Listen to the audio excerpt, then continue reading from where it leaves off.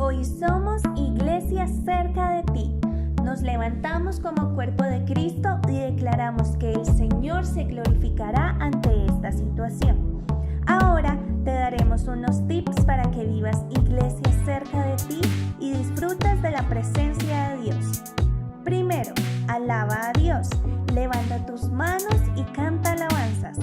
Segundo, apaga las notificaciones de tu celular. Dios quiere hablarte y estando en tu casa depende de ti que la presencia de Dios se manifieste. Tercero, toma apuntes. En estos momentos de dificultad, Dios quiere darte la palabra que haga crecer tu fe. Cuarto, toma una foto y compártela en tus redes sociales utilizando el hashtag Iglesia cerca de ti y etiquetándonos como @unlugar cerca de ti. No podemos verte físicamente en la iglesia, así que comparte tu fe. Es una oportunidad para que impactemos a más personas por medio de las redes sociales. Quinto, medita en su palabra. Somos un lugar cerca de ti y trabajamos por una nueva generación. Iglesia, muy buenas noches. Una vez más desde un lugar cerca de ti. Estamos aquí para compartir la palabra con ustedes, para predicar, para animarlos, para orar por ustedes, para llenarlos de fe en este tiempo, de esperanza, de buena expectativa. Estamos creyendo que el mes de mayo va a ser un mes muy bueno. Dios nos va a sorprender. Nos han dado mucha mala información, malas noticias, pero del cielo vienen buenas noticias. Este va a ser un buen mes para todos nosotros. Algunos anuncios: mañana en la noche, no se pierdan, a las 8 de la noche Sin Tapabocas. Vamos a estar hablando con el pastor de la semana anterior, que es psicólogo, es teólogo, y vamos a estar tratando temas de cómo manejar la cuarentena en familia, desde el punto de vista espiritual, pero también emocional. Entonces eso va a estar muy bueno. El viernes, todos los que son jóvenes, 8:30 de la noche, vamos a tener un live con Dani Romic. Entonces también vamos a aprender muchas cosas y a preguntarle ahí cosas que nos beneficien en esta época. Entonces tenemos muchas cosas para ustedes. No se desanimen. El sábado 10 de la mañana todos los niños están listos ahí con sus papás.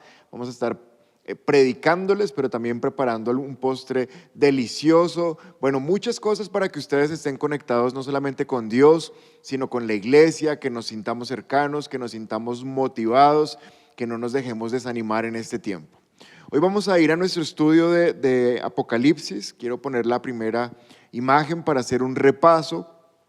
Recuerda que ya llevamos con hoy 5 iglesias y son 7, las 7 iglesias de Apocalipsis. Le puse como un título ahí: es lo que Dios está recomendándole a la iglesia antes del fin. Nosotros somos la iglesia antes del fin de esta época, no del fin del mundo. El mundo no se va a acabar, se está acabando, es una dispensación, un periodo de tiempo. Como Dios se relaciona con el hombre, se llama la dispensación de la gracia, y eso se va a terminar pronto con la venida de Jesús. Pero estas son las recomendaciones para nosotros en este tiempo. La primera iglesia que vimos es la iglesia de Éfeso. Le pusimos de título una iglesia demasiado ocupada para buscar a Dios.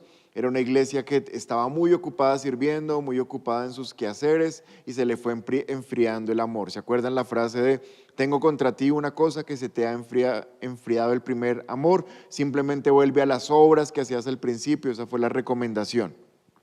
Iglesia número 2 es la iglesia de Esmirna. Dijimos que es la iglesia a la que nadie quisiera pertenecer. ¿Por qué? Porque era una iglesia perseguida. Recuerda que los mataban, los incendiaban, los quemaban en pailas calientes, pero aún así la iglesia se mantuvo firme. Y a esta iglesia Jesús no tuvo ningún reparo, ninguna recomendación, simplemente los felicitó. Iglesia número 3 es la iglesia de Pérgamo. Dijimos que era la iglesia en la ciudad de Satanás. Era una iglesia que estaba rodeada de mucha idolatría, de culto a muchos dioses. Y esta iglesia, aquí empieza como la degradación.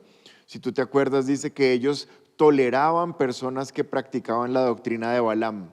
Y esa doctrina de Balaam era como mezclar fe con mundanalidad, con pecado, con cosas de este mundo.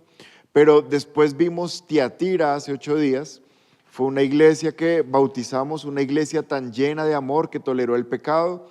¿Te acuerdas que era una iglesia que por no molestar, por no discriminar y por no hacer que los miembros se sintieran mal, entonces permitieron la enseñanza de una mujer llamada, bueno, no sabíamos el nombre, pero tenía un espíritu, que era el espíritu de Jezabel?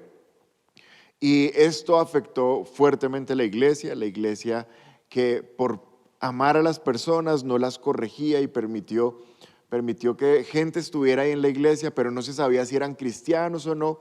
Pero hoy ya vemos el deterioro máximo con la iglesia de Esmirna, y aquí vamos a retomar nuestro estudio. Esta iglesia sí está realmente muy mal, es la iglesia que no es iglesia. Entonces vamos al título de nuestro estudio de esta noche: Carta a Sardis, la iglesia que no es iglesia. Y te puse ahí como un resumen pequeño en dos frases cortas. Sardis es una ciudad dormida y es también una iglesia dormida. Sardis nos deja ver lo que pasa cuando una iglesia no impacta su ciudad, no impacta su nación. La iglesia está llamada a ser puesta en sitios y donde ella está, irradiar luz. La iglesia está puesta para ser sal, eso dice la palabra. Tú y yo somos sal y somos luz. La luz está puesta en medio de las tinieblas. Entre más tinieblas hay, la luz más brilla. Pero la sal se utiliza para muchas cosas, para dar sabor. Pero antes, cuando no había refrigeradores y congeladores, la sal se utilizaba para preservar, para que las carnes no se dañaran tan pronto. Entonces se mantenían ahí en sal y se preservaban las cualidades de la carne o de la comida. Y para eso está la iglesia en este mundo. No solamente es para dar sabor, sino para preservar, para que no haya muerte, para que no haya descomposición. Donde una iglesia está plantada, se supone que esa comunidad empieza a ser impactada. ¿Por qué? Porque los miembros de la iglesia empiezan a impactar su comunidad. Salen a trabajar, entonces son los mejores trabajadores, los mejores profesionales. Los jóvenes salen a estudiar, entonces son los mejores universitarios, los mejores bachilleres. En el colegio les va súper bien, no se copian, no mienten, no se pelean. Entonces la iglesia empieza a impactar el entorno donde fue colocada. Pero cuando la iglesia no impacta el lugar donde fue puesta, entonces el lugar donde está puesta empieza a impactar la iglesia. Solamente pueden pasar una de dos cosas. La primera es que la iglesia irradia luz, irradia sal y contamina, en el buen sentido de la palabra, permea la sociedad donde está puesta y la cambia, la influencia. Pero si no pasa eso, la sociedad donde está puesta la iglesia contamina la iglesia, ahora sí en el mal sentido de la palabra, y la termina dañando. Fue lo que pasó con Sardis. ¿Qué es Sardis? Sardis es una iglesia que está colocada en un lugar supremamente estratégico. Esta ciudad está colocada como en una cordillera y está puesta en un lugar alto, más o menos como a unos 500 metros de altura, y abajo hay una llanura, pero ella está colocada en parte de una cordillera. Dicen los historiadores que Sardis está colocada de manera tan estratégica que de sus 4 lados, 3 son precipicios. Entonces no hay manera de llegar a Sardis porque 3 de sus 4 lados son precipicios, en su geografía es imposible acceder a la ciudad. Y la cuarta pared del cuarto lado de la ciudad es un istmo o un estrecho, el cual es muy, muy pequeño, muy angosto, de tal manera que con colocar algunos hombres dentro de la ciudad, todo el que quisiera entrar ya estaba expuesto y no había que tener un gran ejército para defenderla. Simplemente por dentro de la ciudad ponían unos hombres armados y todo el que quisiera entrar, ¡fa!, lo mataban. Entonces Sardis, la ciudad que está colocada en esta posición geográfica tan privilegiada, se relaja mucho porque son infranqueables, nadie puede entrar. Pero hay un hombre, en el año 540 más o menos antes de Cristo, hay un hombre llamado Ciro, y este hombre la quiere conquistar, y entonces le dice a sus soldados: voy a superpremiar al soldado que me diga cómo entrar. Entonces los soldados empiezan a hacer inteligencia, empiezan a pasar tiempo mirando a la ciudad, cómo entrar, cómo lograr franquear las murallas y las puertas de la ciudad. Y se dan cuenta, uno de los soldados se da cuenta que uno de los de Sardis, que está haciendo guardia en la muralla, se le cae el casco.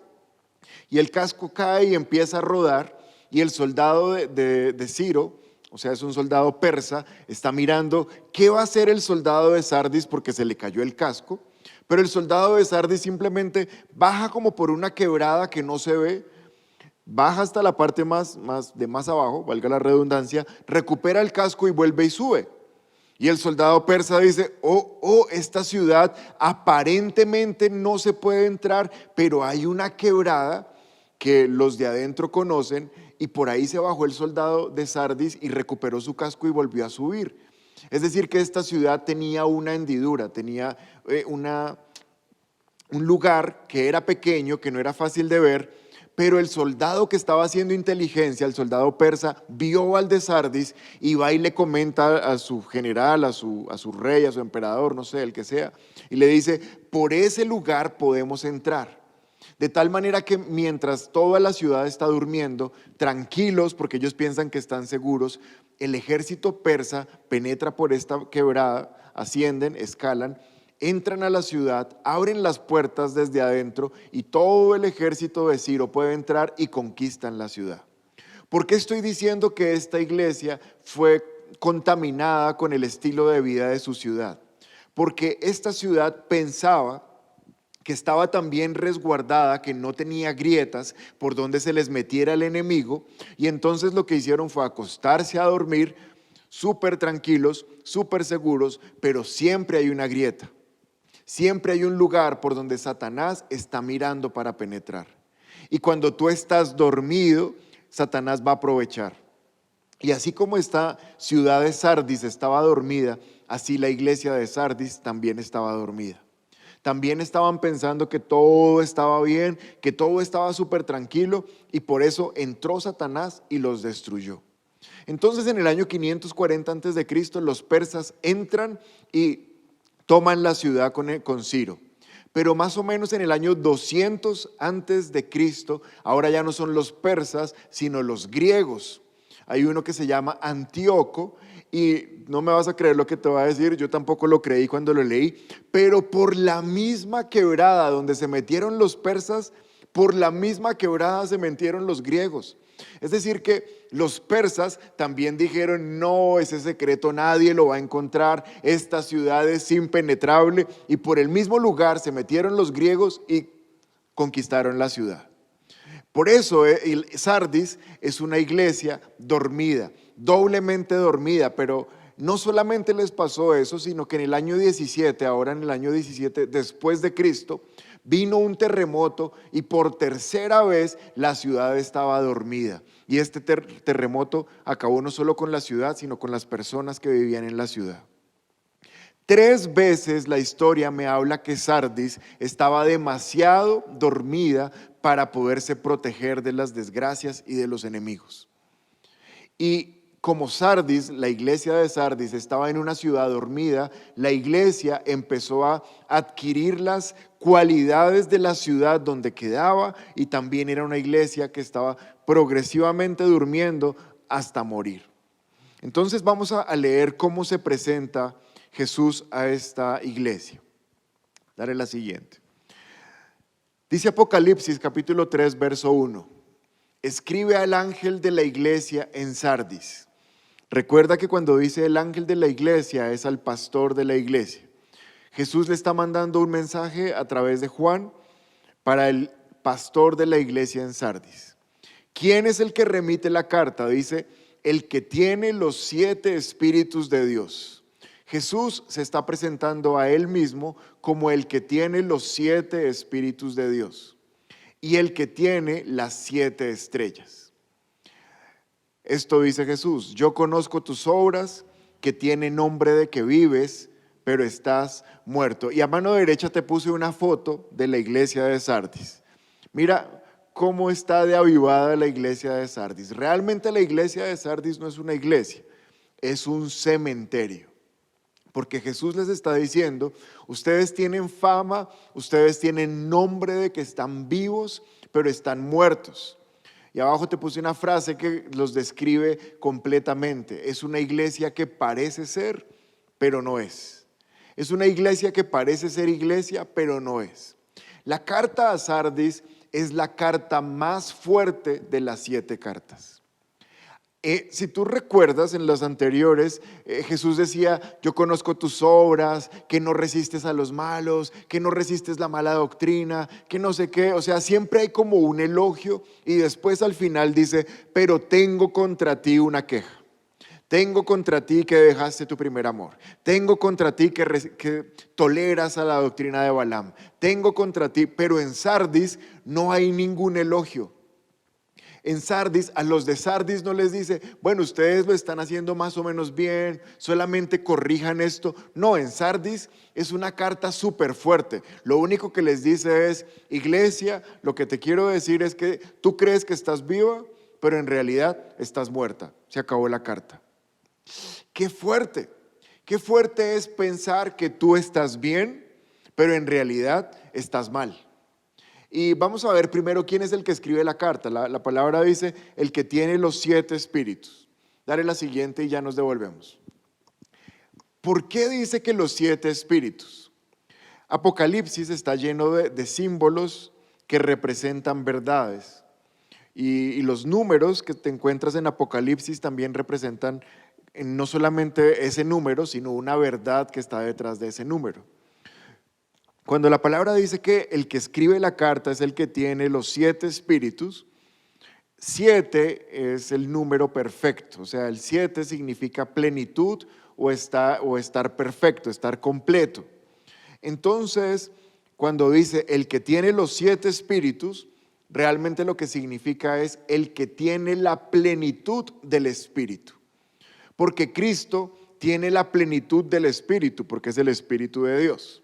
Pero si nos devolvemos siglos antes, Isaías, profetizando acerca del Mesías que vendría, dijo en Isaías capítulo 11, verso 1 y 2, está hablando acerca del Mesías que viene y dice en el verso 1: del tronco de Isaí brotará un retoño, un vástago nacerá de sus raíces. Esto es Cristo.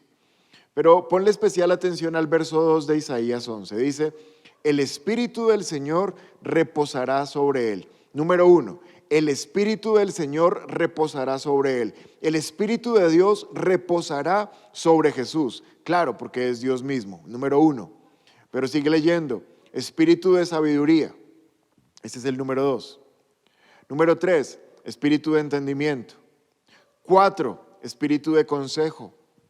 5, de poder. 6, Espíritu de conocimiento. 7, Espíritu de temor del Señor. Así que Isaías ya nos está anunciando que viene el Mesías y nos está diciendo cuáles son los 7 espíritus, o no los 7 espíritus, porque no es que sean 7 espíritus, sino las 7 características del mismo espíritu que van a posarse sobre Jesús. El único que siendo un ser humano ha tenido la plenitud del Espíritu habitando en él es Cristo. El único que ha fluido en todos los dones que existen al mismo tiempo es Cristo. El único que ha fluido en los 5 ministerios: apóstol, evangelista, pastor, profeta y maestro, en los 5, todos al mismo tiempo, es Cristo. Porque Él es la plenitud, Él es el que lo llena todo en todo.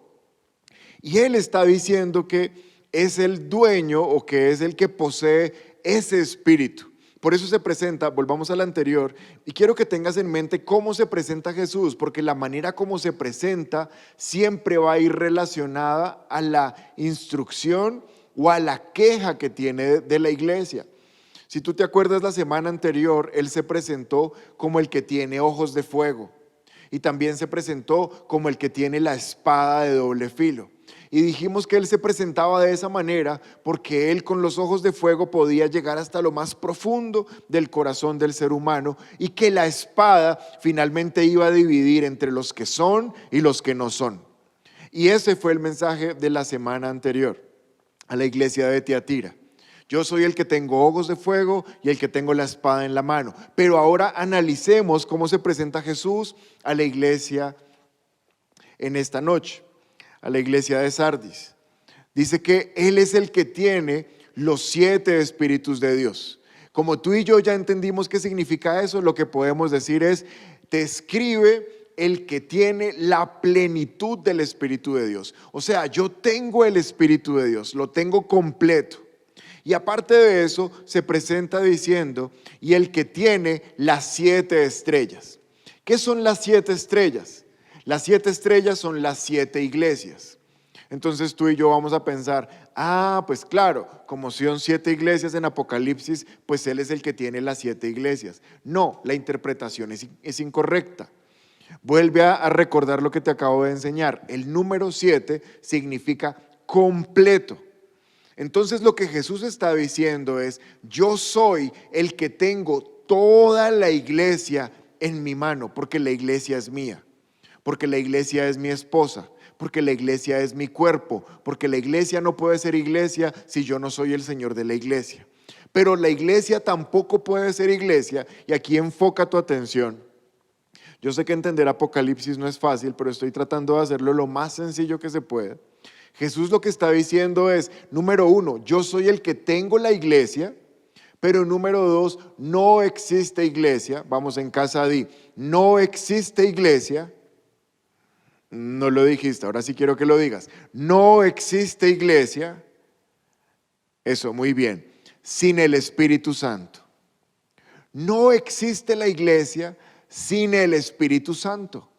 Por eso a una iglesia muerta, el diagnóstico Jesús lo está haciendo de inmediato. Estás muerta porque no tienes mi Espíritu. Porque siempre que el Espíritu viene a alguien, esa persona de inmediato nace. Esa persona de inmediato resucita. ¿Qué fue lo que hizo Dios en Génesis? Creó al ser humano, ya lo tenía listo y le sopla el aliento. Y en ese momento dice la palabra que Adán pudo vivir. ¿Qué fue lo que perdió Adán cuando pecó? El Espíritu, por eso murió. ¿Qué es lo que pasó contigo y conmigo cuando recibimos a Cristo? Nacimos de nuevo. ¿Por qué? Por la acción del Espíritu Santo en nosotros. Siempre que el Espíritu Santo viene, hay vida. ¿Pero qué significa muerte? Separación del Espíritu. Lo que se separa es el Espíritu. Y esta iglesia está muerta. ¿Qué fue lo que perdió esa iglesia? El Espíritu. Y Jesús les está diciendo, el que tiene toda la plenitud del Espíritu es el que les está mandando la carta. Eso es como si hay alguien enfermo del corazón y alguien le dice, el cardiólogo es el que te está dando esta información. Y el que está enfermo del corazón dice, no puede ser, o sea, ¿cuántos meses llevo buscando cita con este señor? Y había tenido cita con el dermatólogo y con cualquier otro ólogo, pero ahora llegó el cardiólogo, que es el que necesito para mi corazón. Bueno, iglesia muerta, te está hablando el único que te puede resucitar. El diagnóstico es, se te apagó el Espíritu. La única manera de volver a tener vida es que vuelvas a recibir el Espíritu. Es que vuelvas a permitir que el Espíritu te dé vida, porque si no hay Espíritu, no hay vida. Necesitamos que Jesús vuelva a soplar Espíritu, porque si no la iglesia cada vez va a estar más muerta. En esta iglesia de Sardis hay 3 tipos de personas. Número 1, gente que va a la iglesia pero no es salva, no han recibido a Cristo. ¿Se acuerdan de la semana pasada? Ovejas y cabras, trigo y cizaña, todos conviviendo en la misma iglesia. Y lo peor es que hay personas que porque llevan 5 años, 10 años, 20 años yendo a una iglesia, creen que son cristianos, creen que cuando se mueran van a ir al cielo. ¿Y sabes qué dice Jesús? Hay algunos que creen que van a ir al cielo, pero tengo noticias para ustedes. Creen que están vivos, pero están muertos. Esto es muy fuerte.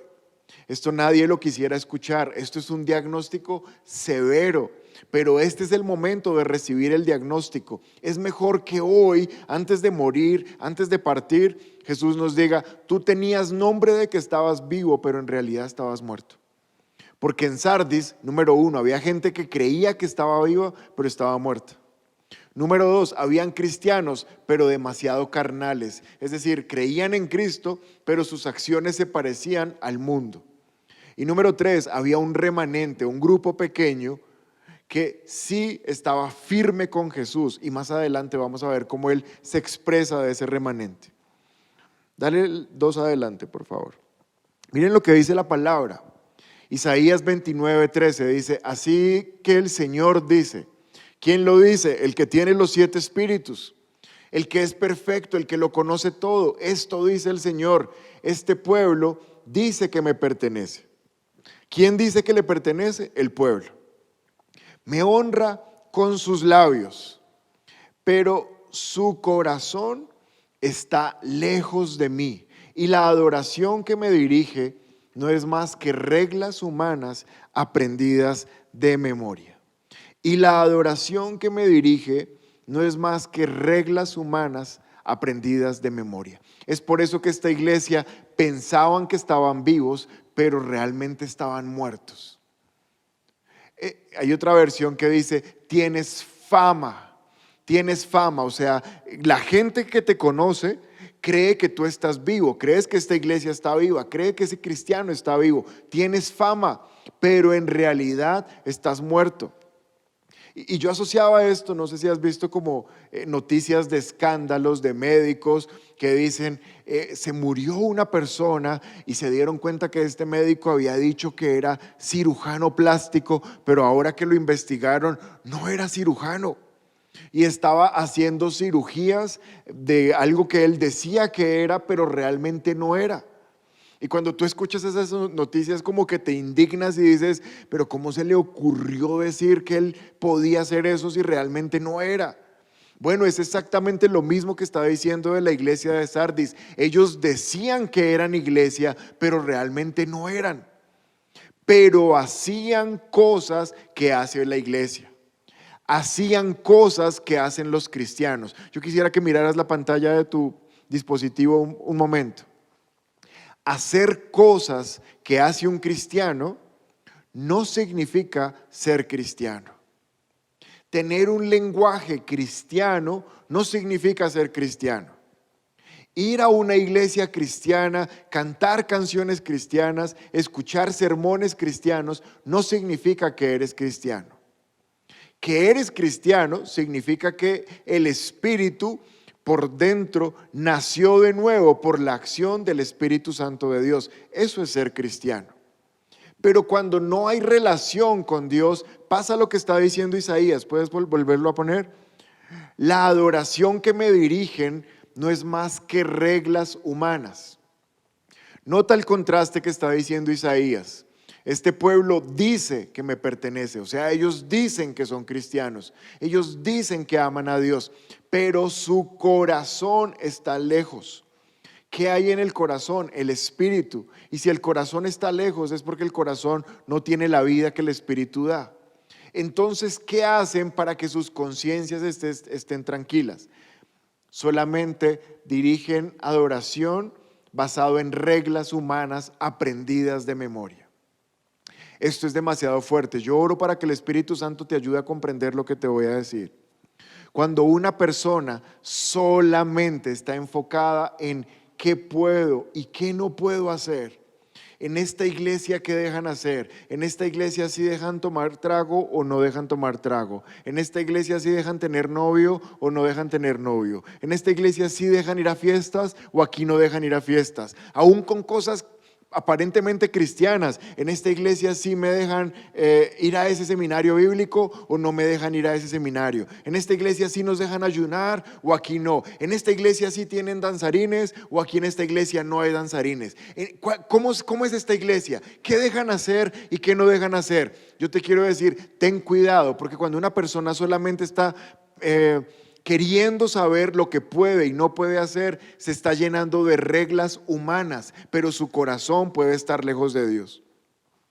Dios es un Padre que te ama. Él no está para llenarte de esto sí puedes, esto no puedes. Eso se llama religión. Y la religión no implica salvación. La religión no implica que tú conoces a Cristo. La religión muestra que tú tienes un deseo de agradar a Dios, pero hasta ahí.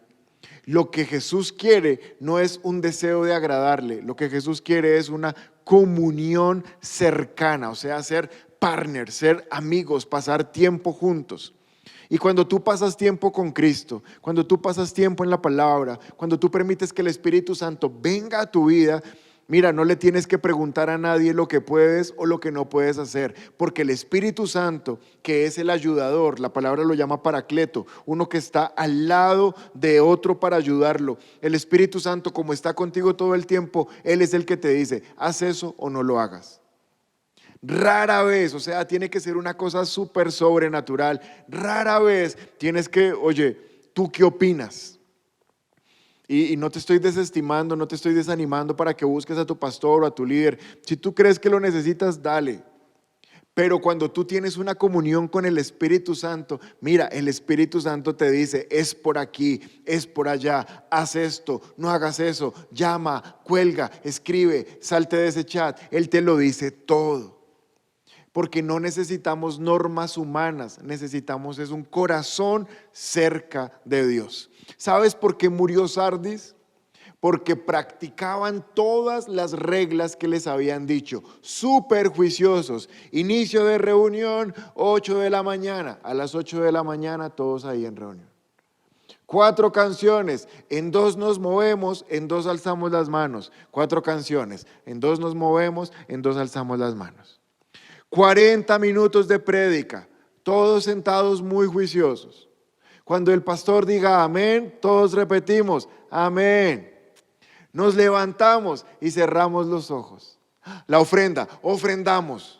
Eso. Ahora nos levantamos y ya después nos vamos a la casa y nos sabemos de memoria todos los cultos, todas las reuniones y se perdió el fuego. Gente que ya tenía un esquema de comportamiento cristiano y en su esquema de comportamiento lo único que les faltaba, así la cosita pequeñita que les faltaba era el Espíritu Santo, de resto lo tenían todo. Por eso Jesús se presenta y les dice, el que tiene los 7 espíritus tiene ganas de darles aunque sea uno. Con que me reciban uno de esos 7 ustedes vuelven a la vida. Iglesia, no puedes cambiar la religiosidad por la relación. Tenemos que anhelar profundamente conocer al Espíritu Santo. Dale otra adelante, por favor. Mira que aquí dice, peligros de los últimos días. Pablo le está escribiendo a Timoteo, segunda carta de Timoteo, capítulo 3, verso 1.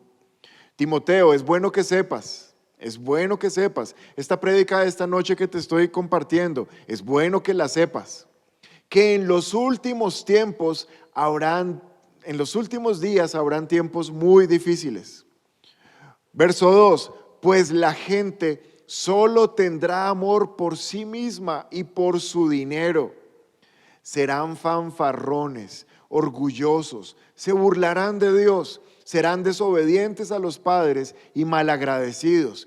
No considerarán nada sagrado. Pero mira lo que dice el verso 5, aquí está el énfasis.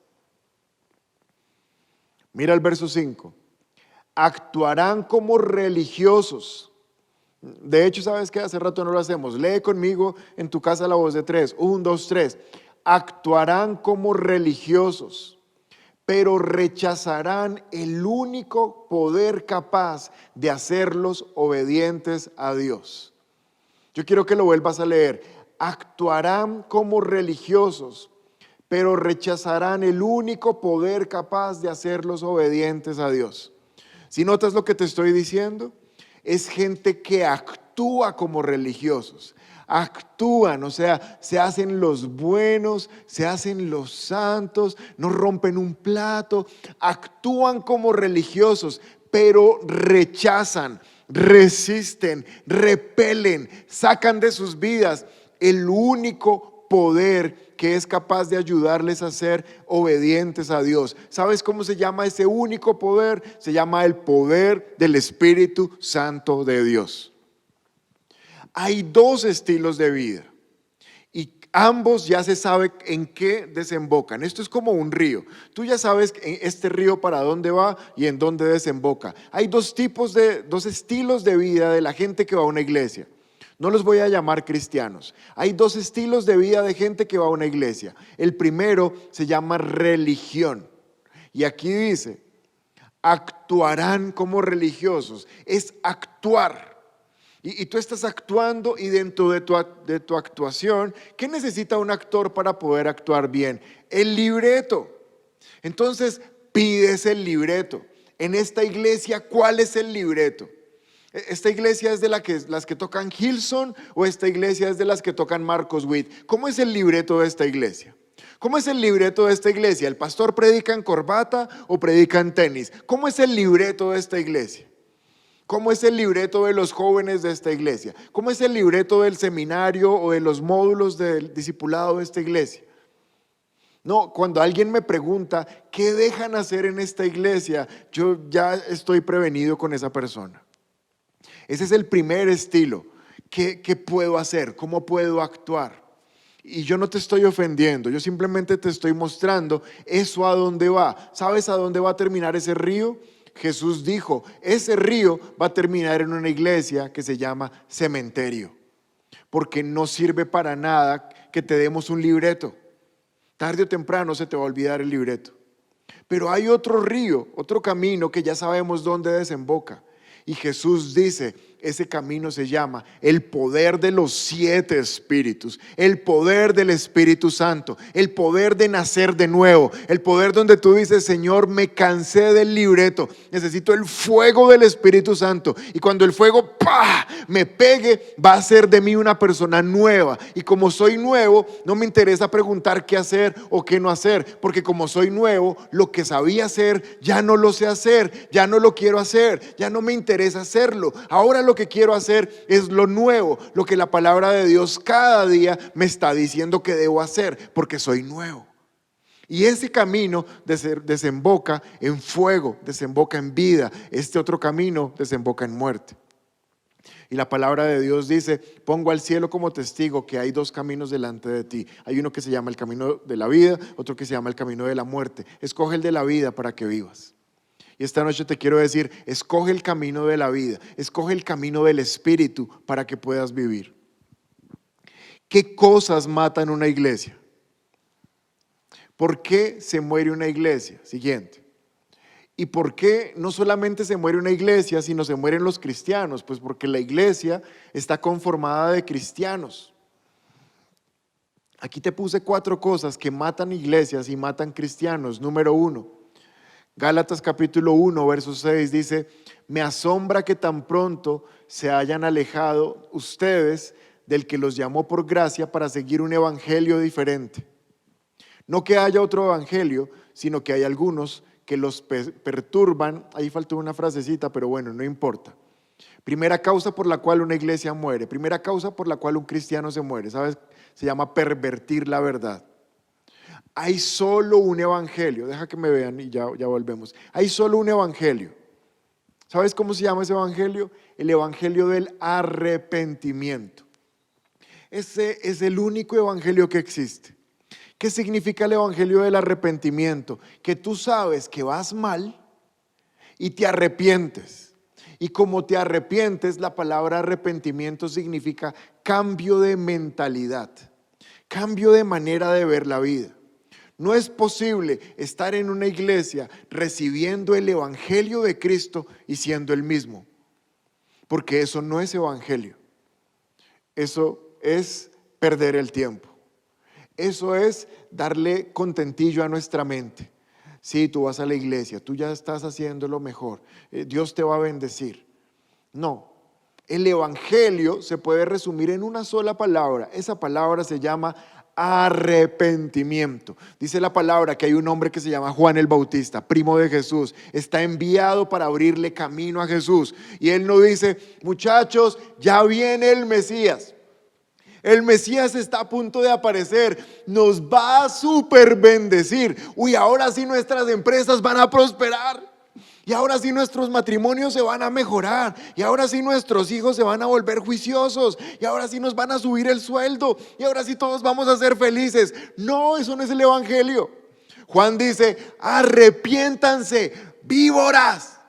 Porque ya la hoz está al filo, ya está a punto de pasar el hacha. Y el que no se arrepienta se va al infierno.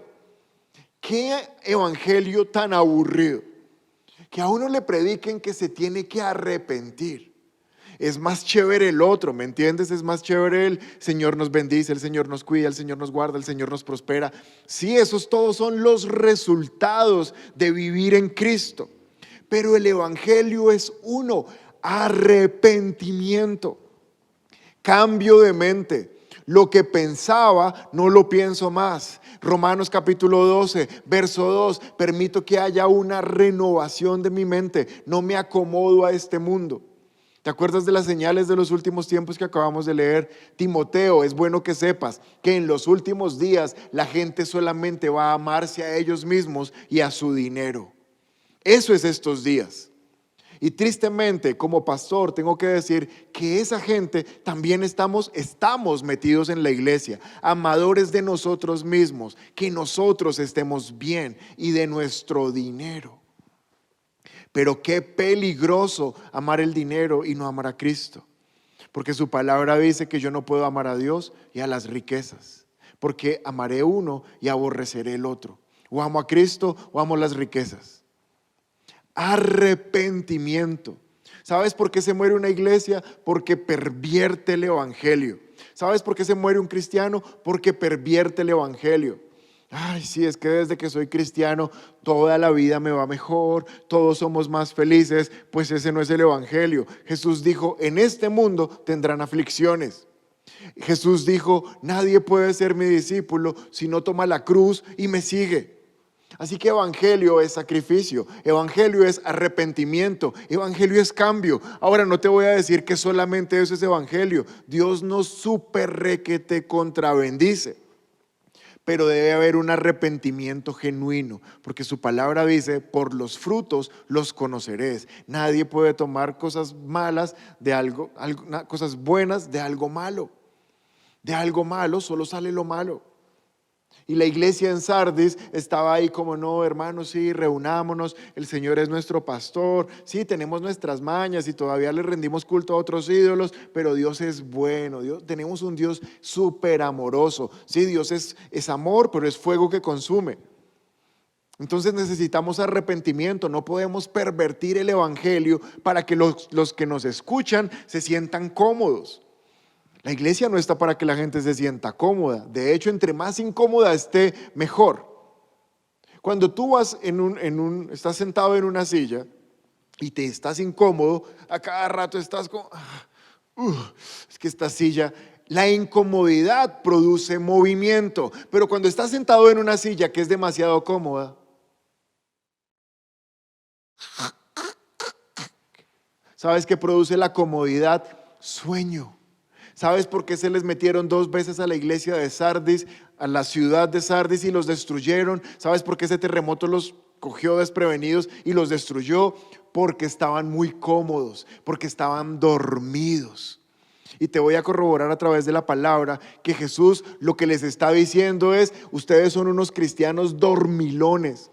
Se durmieron en la bendición, se durmieron en el bienestar de sus familias, se durmieron en que la empresa está todo bien, pero es necesario que se despierten, porque no sabemos si están dormidos o están muertos. De lejos tú ves a alguien dormido y no se diferencia con un muerto.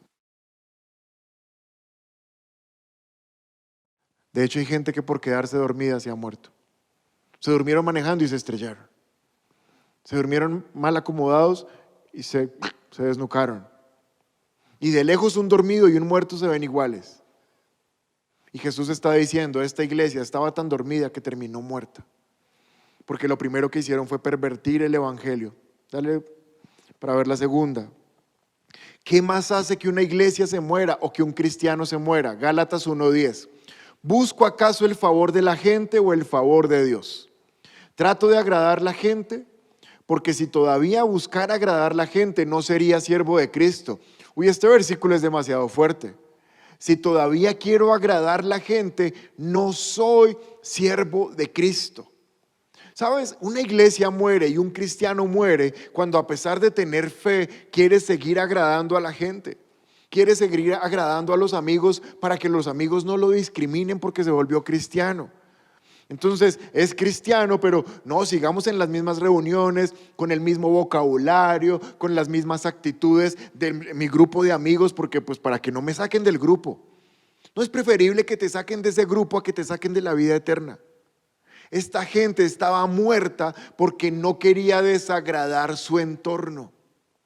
Recuerda la iglesia de la semana anterior, te dije algo, que habían gremios, habían sindicatos. Y si la persona que trabajaba en el sindicato era cristiana, pero no adoraba al Dios de ese sindicato, lo echaban del sindicato. Panadero que no adoraba al Dios del pan, pues se iba del gremio de los panaderos. Y hoy también nosotros tenemos que decidir en qué grupo estamos. O estamos en el grupo de los que están a punto de ver a Cristo e irse al cielo, o estamos en el grupo de nuestros amigos para no molestarlos. Pero un cristiano o una iglesia no puede dejar de vivir su fe, no puede dejar de ser santo, no puede dejar de parecerse a Cristo para que los amigos no lo discriminen, para no salir de un grupo, para que no me saquen de ese chat de WhatsApp, porque es que ahí se comparten cosas chéveres. No, o estás en el grupo o no estás en el grupo. Número 3, mira lo que dice Gálatas 5:16. ¿Por qué muere un cristiano? Número 3. Digo pues, vivan en el Espíritu y no satisfagan los deseos de la carne. Número 3, una iglesia se muere, un cristiano se muere por seguir satisfaciendo los deseos de la carne. Ahí están en Gálatas 5 las obras de la carne, el adulterio, la fornicación, la borrachera, bueno, un poco de cosas.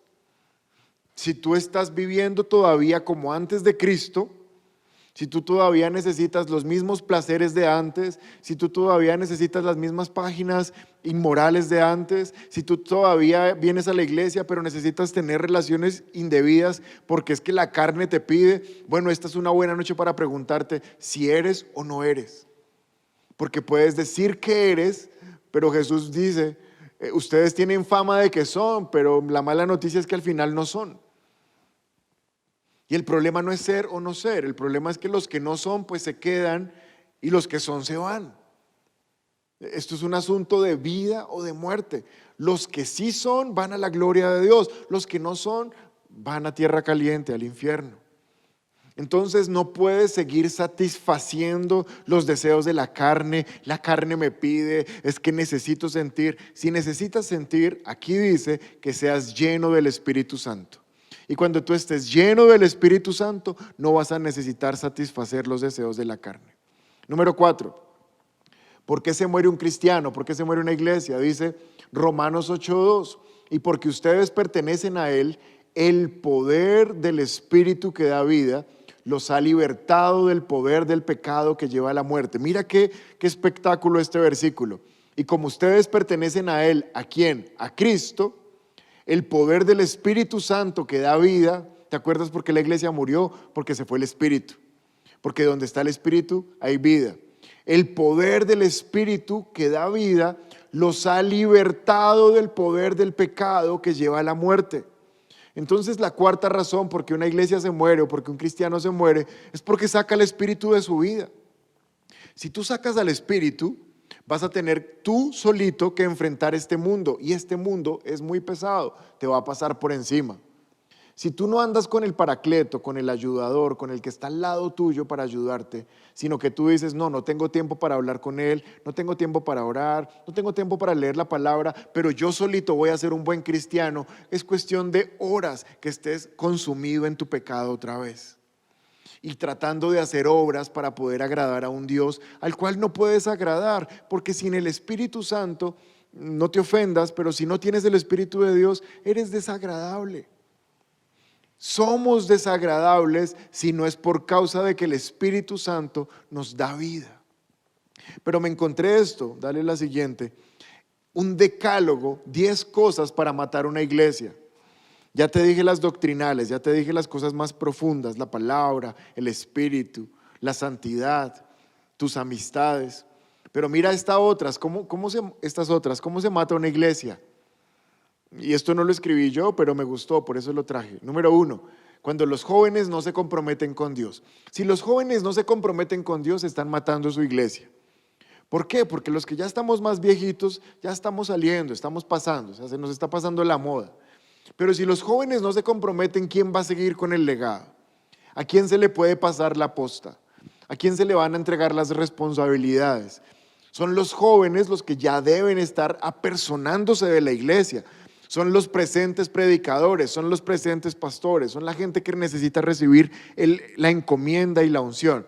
Número 2, ¿por qué más muere una iglesia?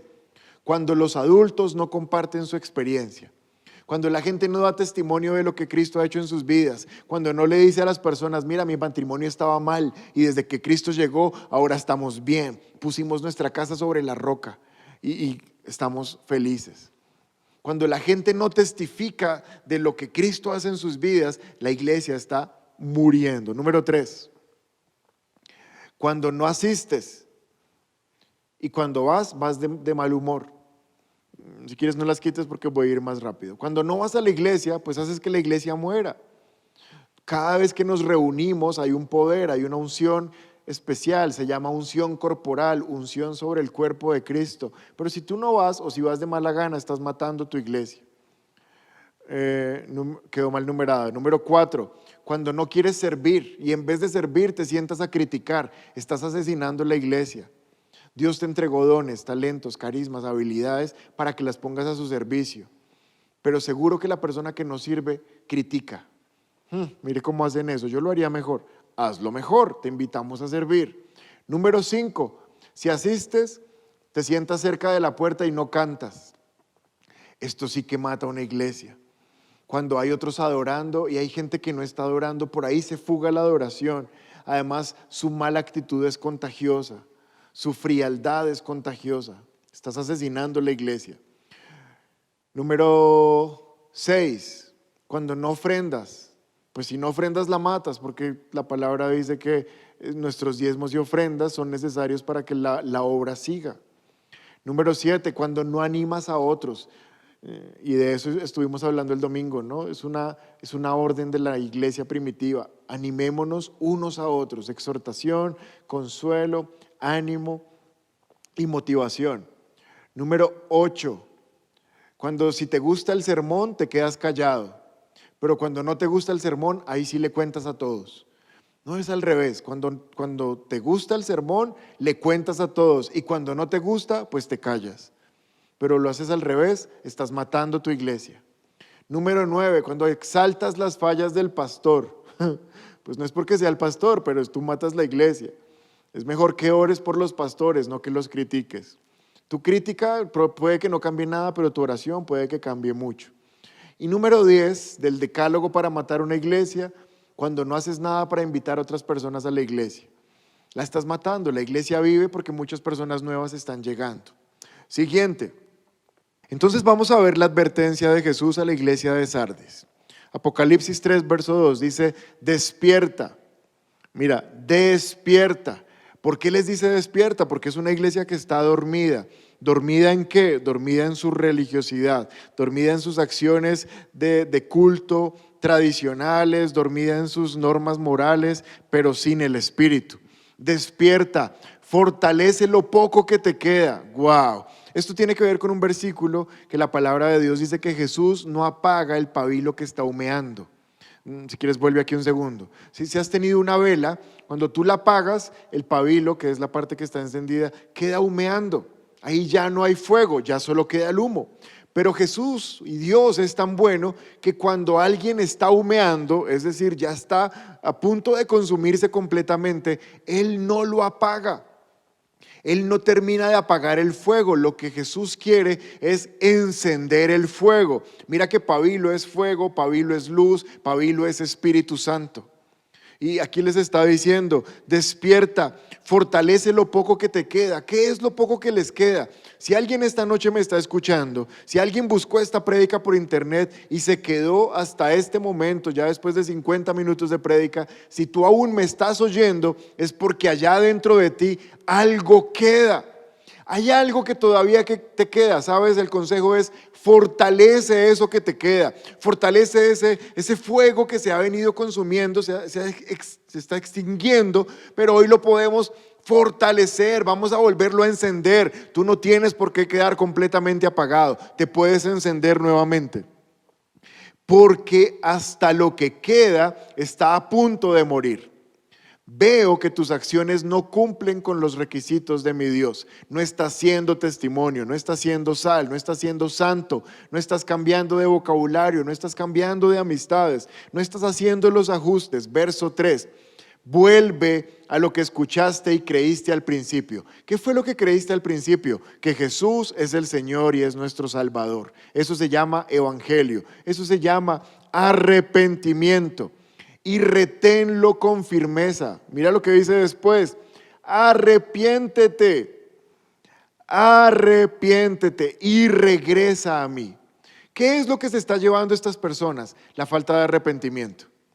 ¿Qué es lo que los está enfriando? La falta de arrepentimiento. Solamente tienen remordimiento, la embarran y se sienten mal y se sienten tristes, pero no cambian, no sirve. Lo que sirve es el arrepentimiento. La embarras, te sientes mal y la corriges. ¿Cómo? Con la ayuda del Espíritu Santo. Arrepiéntete, regresa a mí. Si no despiertas, es que es espectacular, Jesús es demasiado sabio. Toma el contexto de la ciudad de Sardis, toma el contexto del año 540 cuando Ciro se les mete, toma el contexto del año 200 cuando se les mete Antíoco, toma el contexto del año 17 después de Cristo cuando viene el terremoto y los destruye y les dice, como la ciudad fue destruida, la iglesia será destruida si no se despiertan. Por eso les puse un reloj despertador en la diapositiva. Si no despiertas, vendré a ti de repente. Y cuando menos lo esperes, como lo hace un ladrón. ¡Qué miedo! ¡Qué miedo! ¿Cuál es la amenaza? Porque de hecho los estudiosos, los teólogos dicen que esta carta es la única de las 7 cartas donde Jesús está amenazándolos. Y realmente los está amenazando. Si no se despiertan, voy a venir como un ladrón, como les pasó en la historia de la ciudad, y cuando venga les va a ir mal. ¿Por qué? Porque como se supone que ellos son, pero a la verdad no son, si no se despiertan para ser, cuando Jesús venga van a recibir el resultado de no haber sido. Salió muy bien. Lo voy a repetir. Como ellos creen que son cristianos, pero realmente no son, no van a hacer el ajuste para realmente ser cristianos. Y entonces cuando Jesús venga, que está a punto de venir, Él va a tener que darles el trato de lo que sí son. ¿Qué son? Gente muerta, gente que no está salva, gente que no ha nacido de nuevo. Lo que ha venido Dios repitiendo en mi mente y en mi corazón en estos días es: tenemos que hacer que la iglesia se pregunte si son o no son. Hace 8 días empezó y fue fuerte. O son cabros o son corderos, o son cizaña o son trigo, pero hoy ya es muy fuerte el llamado de atención. Iglesia, ustedes no son. Tienen fama de que viven, pero realmente están muertos. Ahora, no todos los que me escuchan es este mensaje. Es para personas que su carne y su religiosidad reemplaza la potencia y la efectividad del Espíritu Santo. Si tú estás transformado y hecho nuevo desde hace años, pues hoy no tienes que estar pensando, ¿será que soy o no soy? Sí, tú eres. Pero si tú estás dudando, ¿será que estas obras que yo hago son producto de una religión o son producto de que el Espíritu Santo está en mí y produjo un cambio? Bueno, esta es la noche de aceptar a Jesús. Mira lo que sigue. Dale 2 adelante. Para terminar esta noche. Apocalipsis 3:4. ¿Te acuerdas que al inicio te dije que había un grupo que sí lo estaba haciendo bien, que sí estaba cambiando, que sí estaban transformados? Pues Jesús les está hablando a este grupo. Mira, pero cuentas en Sardis con unos cuantos, realmente no son muchos, que no han manchado sus vestiduras. Ellos son dignos de andar conmigo vestidos de blanco. ¡Guau! Gloria a Dios. ¿Por qué está hablando de esto? ¿Por qué Jesús les está diciendo que no mancharon sus vestiduras? Olvidé decirte algo, pero lo necesitamos para entenderlo. En Sardis se elabora ropa con la lana de las ovejas. Y incluso Cuando la gente va a los templos paganos a rendir culto a otros ídolos, si la ropa está sucia, no los dejan entrar. Ahora, para los judíos que sirven en el templo, para los sacerdotes judíos, era inconcebible una mancha en la ropa.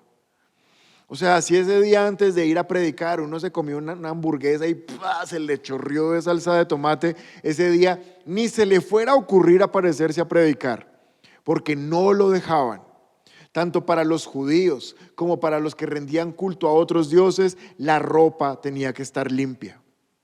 Y Jesús dice en el verso 4, ponlo por favor, pero cuentas en Sardis con unos cuantos que no han manchado sus vestiduras. O sea, en la iglesia hay un remanente de gente. Yo oro para que en nuestra iglesia y en la iglesia cristiana del mundo, estos sean la mayoría de la gente, que no se han dejado manchar por su entorno, por el pecado, por su carne, por el amor al dinero, por el amor a pertenecer a un grupo y no ser excluidos para no ser criticados por ser cristianos. No nos hemos dejado manchar. Y Jesús dice, ellos son dignos de andar conmigo vestidos de blanco. Esto habla acerca de cómo vamos a estar vestidos en la eternidad. La palabra de Dios dice que son vestiduras blancas y resplandecientes, las cuales representan las acciones justas de los santos. ¿Cuáles acciones justas? Nadie puede ser justo si no es por Cristo. Vamos a estar vestidos de una blancura impecable, pero es porque estamos revestidos de Jesús. Y el verso 5, y con esto termina la carta a Sardis, dice, y el que salga vencedor será vestido de blanco. El que salga vencedor, déjame explicarte este término, porque tú puedes decir, uy, al final, mire, me guardé del pecado, al final me porté lo suficientemente bien, salí vencedor, salí al otro lado. No, tú no sales vencedor. La palabra de Dios dice que con Cristo somos más que vencedores. Cristo es el único vencedor porque Él venció en la cruz y Él venció a Satanás. Vamos claros hasta ahí. Cristo es el vencedor. Pero tú y yo que creemos en Cristo no solo somos vencedores, sino que somos más que vencedores. La única manera de salir vencedores al final es creyendo en Cristo. Porque si alguien malinterpreta, dice, pero si ve, ahí dice que toca salir vencedor y yo estoy aquí esforzándome por salir vencedor. Tú no sales vencedor. Es imposible salir vencedor sin estar con el vencedor. Si tú tienes a Cristo, eres más que vencedor. Esa es la acción más justa y más santa que puedes hacer. Verso 5. El que salga vencedor será vestido de blanco, y jamás borraré su nombre del libro de la vida, sino que lo reconoceré delante de mi Padre y de sus ángeles. ¡Wow! ¡Qué espectáculo! Enfócate en esto que ya terminé, pero mírame a mí. ¿Cómo empezó la carta? Tú tienes nombre de que eres, pero no eres. O sea que tu nombre no está escrito, porque no eres. Pero si crees en Cristo, si recibes la potencia del Espíritu Santo y te mantienes en la relación con el Espíritu Santo, al final sales vencedor. Y el que salga vencedor, su nombre está escrito en el libro de la vida. Porque hay un libro en el cielo donde se lleva un registro como un censo de quiénes son aquellos que han creído en el nombre de Jesús, lavados por la sangre de Cristo y hechos nuevas criaturas por el Espíritu Santo. Ese nombre está escrito en el cielo. ¿Cuál es el mensaje final de todo esto, iglesia?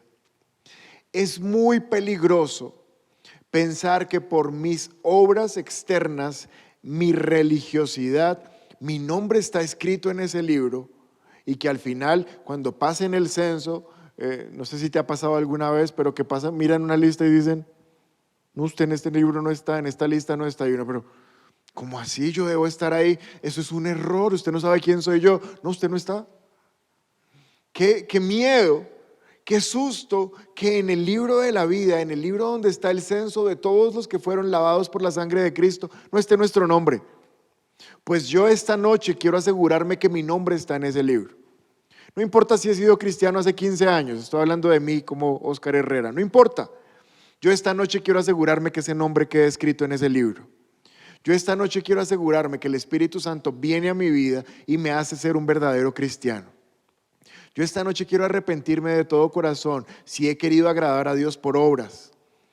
Y ahora le quiero decir que la única obra que necesito es el arrepentimiento y la fe profunda en el Salvador, para que mi nombre esté escrito allá. Y sabes, me gusta el final, déjame ver el final y vamos a orar. Y lo reconoceré delante de mi Padre y de sus ángeles. ¿Te ha pasado alguna vez que quieres que alguien te conozca y que te presenten? Ay, usted lo conoce, uy sí, preséntemelo.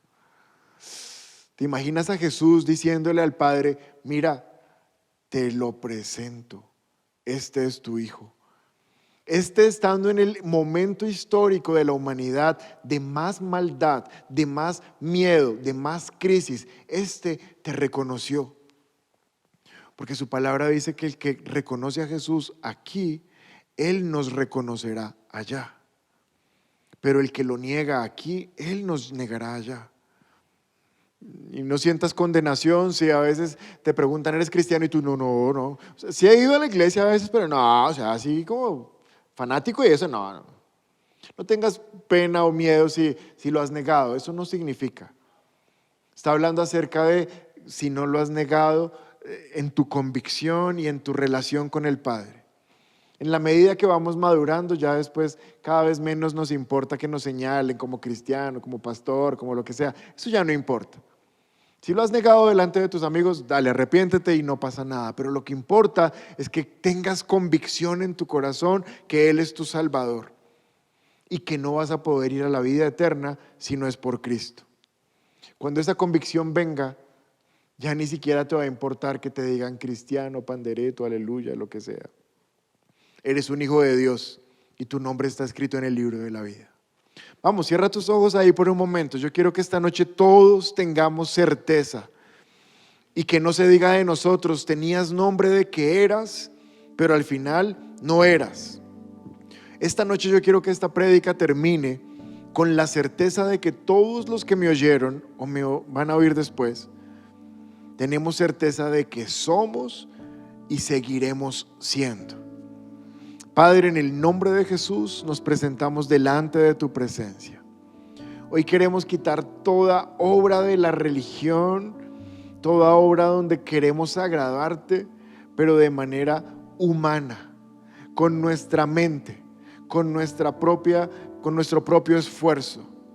Y hoy reconocemos que necesitamos arrepentirnos de una vida lejos de ti, que hemos levantado nuestras manos para adorarte, pero nuestro corazón ha estado lejos de ti muchas veces.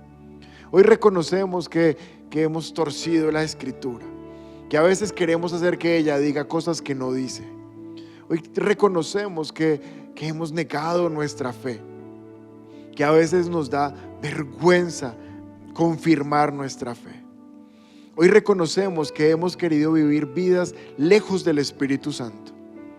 Y sé que esto es verdad porque no pasar tiempo con el Espíritu Santo, no pasar tiempo en las Escrituras, no orar, es estar lejos del Espíritu Santo. Pero hoy reconocemos que eso ha estado mal, Señor. Y hoy volvemos a la vida. Sabemos que tú no apagas el pabilo que está humeando. Hoy nos aferramos a esas cosas que todavía nos quedan, porque tu palabra dice, todavía les quedan cosas. Son pocas. Y si no hacen algo, también están muriendo. Pero hoy nos aferramos a lo que todavía nos queda. Hoy nos aferramos a la fe. Hoy nos aferramos a que somos hijos de Dios. Hoy nos aferramos a que tenemos una iglesia que nos anima, que nos predica, que ora con nosotros y por nosotros. Hoy nos aferramos a la obra profunda del Espíritu Santo. Hoy reconocemos que apartados del Espíritu Santo nada somos. Hoy reconocemos que hemos caminado en la carne, pero ahora queremos caminar en el Espíritu. Hoy, Señor, deseamos con todo nuestro corazón que nuestro nombre quede escrito eternamente en el libro de la vida y que no sea borrado jamás. Y por último, Señor, yo te pido, no solo por mí, sino por todos los que me están viendo, que cuando partamos de este mundo, tú nos puedas presentar delante del Padre. Tú puedas decirle de manera orgullosa: Padre, mira, Él creyó en nosotros, creyó en lo que hicimos en la cruz, creyó en la palabra, en la cual muchos difamaron y se burlaron. Él se apegó a esas escrituras. Mira, Padre, Él permitió que el Espíritu Santo le ayudara a tomar decisiones. Él tenía tanta amistad con el Espíritu que sabía cuándo hablar, cuándo callar, cuándo ir, cuándo quedarse. Este es del que tanto te hablé y el que estábamos esperando. Entra en el reposo de tu Señor. Gracias, Padre, porque toda esta palabra, todo este estudio de las iglesias de Apocalipsis siempre termina con una frase: el que tenga oídos para oír, que oiga lo que el Espíritu Santo le está diciendo a la iglesia.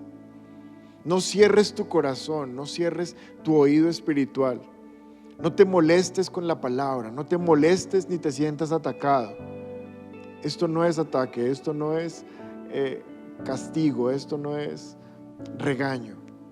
Esto es diagnóstico, esto es tratamiento y esto es vida eterna. Gracias, Señor, por lo bueno que eres.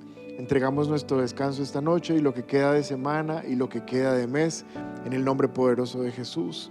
Amén y amén. Bueno, descansen. Feliz noche para todos. Nos vemos pronto. Chao.